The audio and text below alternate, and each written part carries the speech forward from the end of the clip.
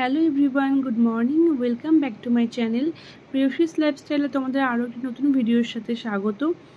খুব সকাল সকাল উঠে রেডি হয়েছি, তার কারণ যাব আমার হাজব্যান্ডের কলিগের বিয়ের উদ্দেশ্যে আর কি সকালবেলায় রওনা দিচ্ছি। ব্যাঙ্গালোর থেকে যেতে হবে চিকমাঙ্গালুরু, অনেকটাই পথ, তাই আমরা খুব সকাল সকাল বেরিয়েছি আর সেখানে একটা রেস্টুরেন্টে ব্রেকফাস্টটা সেরে নিয়েছি। আরও সাথে চলে এসছে ওরা আর একটা কলিগ, তার ফ্যামিলি, সবাই প্রচণ্ড ভালো, সবার সাথে খুবই কথা বলেছি, গল্প করেছি, খুব ফ্রিলি, ফার্স্ট টাইম দেখা সবার সাথে, কারণ ব্যাঙ্গালোর আসার পরে সবার সাথে আজকে আমার দেখা হলো। বিয়েতে যাচ্ছি সেই উদ্দেশ্যে। তো নিয়ে নিয়েছি লুচি। এখানে তো সব সাউথ ইন্ডিয়ান ফুড, ধোসা, উপমা, ইডলি, বাট খেতে খেতে মানে অতটা ভালো লাগছিল না, তাই আমরা সবাই লুচি পুরি এগুলো নিয়ে নিয়েছি। আর মাস্ট সাম্বার। খাওয়া কমপ্লিট হয়ে যাওয়ার পরে, রাস্তা দিয়ে যাওয়ার পরে আবার কিছুটা দূরে কফি খাওয়ার জন্য একটু হোল্ড করলাম, কারণ এখানে কফিটা খুবই সুন্দর। তো যার জন্য রাস্তা দিয়ে যেতে যেতে ভালো কফি শপ বা চা যেটা পছন্দ খাচ্ছিলাম। আবারও আমরা যাত্রা শুরু করলাম। বেরিয়েছিলাম সকাল 7টায়, অনেকটাই দূর যেহেতু আমরা এই জন্য হোল্ড করছিলাম।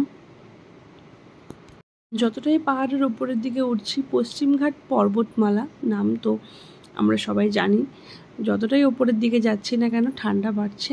রাস্তাঘাট প্রচণ্ড সুন্দর আর চারিদিকে সবুজে সবুজ, চারিদিকে ফুলের গন্ধ, জুঁই ফুল, চন্দন কাঠ, সত্যি নতুন জায়গা, আমার ভীষণ ভালো লাগছে। আর যতই ওপরের দিকে উঠছি না কেন কফি বাগান চারিদিক দিয়ে।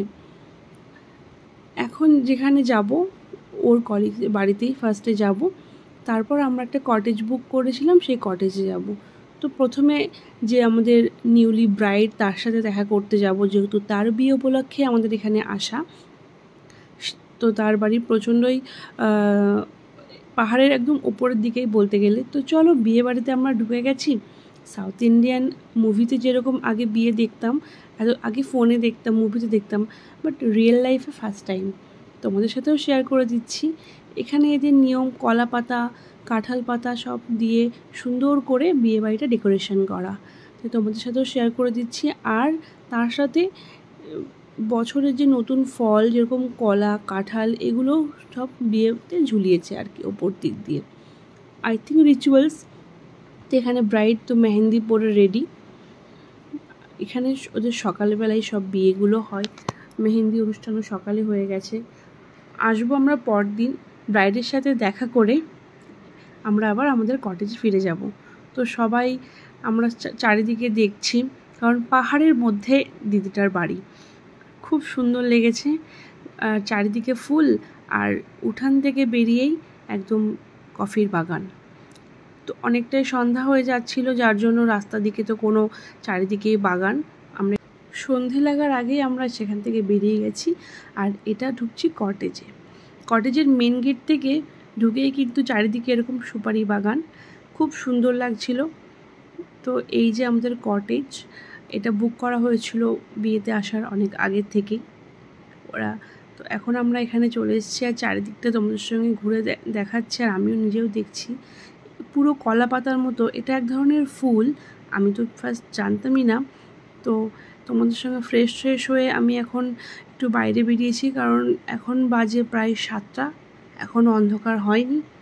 বাইরেটা বেরিয়ে তোমাদের সাথে ঘুরে দেখাচ্ছি।